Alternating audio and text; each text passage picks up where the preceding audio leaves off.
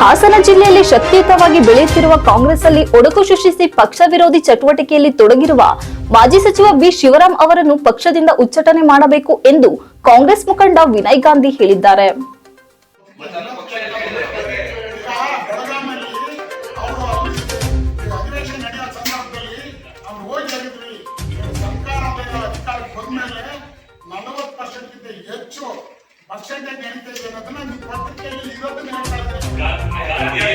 ಚುನಾವಣೆ ಹತ್ರ ಇದೆ.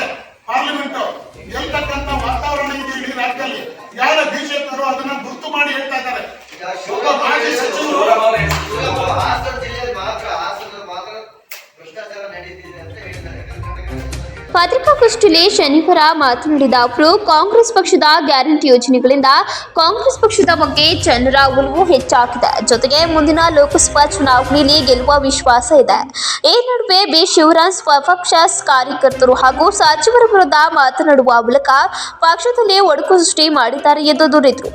ಜಿಲ್ಲಾ ಉಸ್ತುವಾರಿ ಸಚಿವರು ಹಾಸನ ಜಿಲ್ಲೆಯಲ್ಲಿ ಎಲ್ಲಾ ಜಾತಿ ವರ್ಗದ ಜನಾಂಗವನ್ನ ಒಟ್ಟಿಗೆ ತೆಗೆದುಕೊಂಡು ಹೋಗುವಲ್ಲಿ ಯಶಸ್ವಿಯಾಗಿದ್ದಾರೆ. ಆದರೆ ಬಿ ಶಿವರಾಮ್ ಪಕ್ಷದಲ್ಲಿ ಕೆಲವರನ್ನ ಎತ್ತಿಕಟ್ಟುವ ಮೂಲಕ ಗೊಂದಲ ಸೃಷ್ಟಿ ಮಾಡಿದ್ದಾರೆ. ಮಾಧ್ಯಮದ ಮುಂದೆ ಇಲ್ಲಸಲ್ಲದ ಹೇಳಿಕೆ ನೀಡಬಾರದು ಎಂಬ ಆದೇಶ ಮೀರಿ ಮತ್ತೆ ಪ್ರೆಸ್ ಮೀಟ್ ಮಾಡಿ ಹೈಕಮಾಂಡ್ ವಿರುದ್ಧವೇ ಮಾತನಾಡುವ ನಡೆ ಸಾರಿಯಿಲ್ಲ. ಕೂಡಲೇ ಶಿವರಾಮ್ ಅವರ ವರ್ತನೆ ಬದಲಿಸಿಕೊಳ್ಳಬೇಕು ಎಂದರು.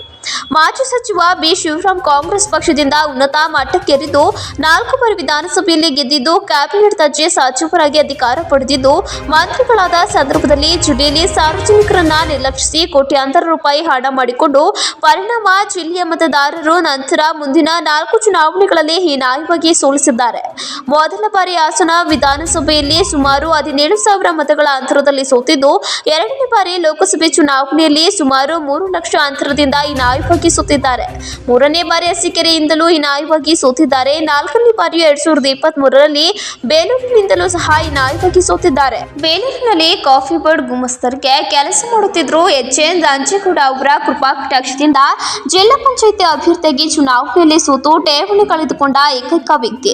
ಪಂಚಾಯಿತಿ ಚುನಾವಣೆ ಸೋತ ನಂತರ ಮಾನ್ಯ ಶ್ರೀ ಎಚ್.ಎನ್. ನಂಜೇಗೌಡರು ಶಿವರಾಮ್ ಅವರನ್ನ ಜಿಲ್ಲಾ ಯುವ ಕಾಂಗ್ರೆಸ್ ಅಧ್ಯಕ್ಷರನ್ನಾಗಿ ನೇಮಕ ಮಾಡಿದ್ರು ಹಾಗೂ ಜಿಲ್ಲಾ ಕಾಂಗ್ರೆಸ್ ಅಧ್ಯಕ್ಷರಾದ ಮೇಲೆ ಹಾಸನ ಜಿಲ್ಲೆಯ 40 ಜಿಲ್ಲಾ ಪಂಚಾಯಿತಿಯ ಪೈಕಿ ಕೇವಲ 2 ಸ್ಥಾನ ಪಡೆದು ಯಾವುದೇ ತಾಲೂಕಿನಲ್ಲೂ ಪಂಚಾಯಿತಿ ಕಾಂಗ್ರೆಸ್ ಅಧಿಕಾರ ಪಡೆಯಲು ವಿಫಲರಾದರು.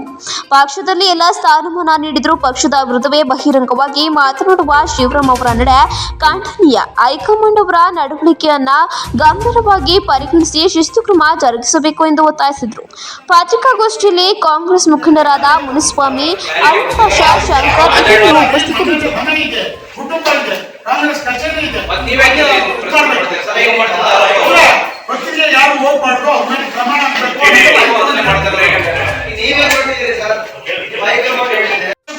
ಹೊರಗಡೆಯಿಂದ ಮಾತಾಡಿ, ಇಲ್ಲ ಪಕ್ಷದಲ್ಲಿ ಮಾತಾಡೋದು ಅವ್ರ ಮೇಲೆ ಕ್ರಮ ತಗೊಳ್ಳಿ, ನೀವು ಮಾಡಕೂಡದು ಅಂತ ಹೇಳ್ತಾರೆ. ಅದು ಪಕ್ಷದ ಶಿಸ್ತು ಅಲ್ಲ. ಇದು ಅವರು ಕೂಡ ಪಕ್ಷದ ಬಗ್ಗೆ ಮಾತಾಡಿಲ್ಲ.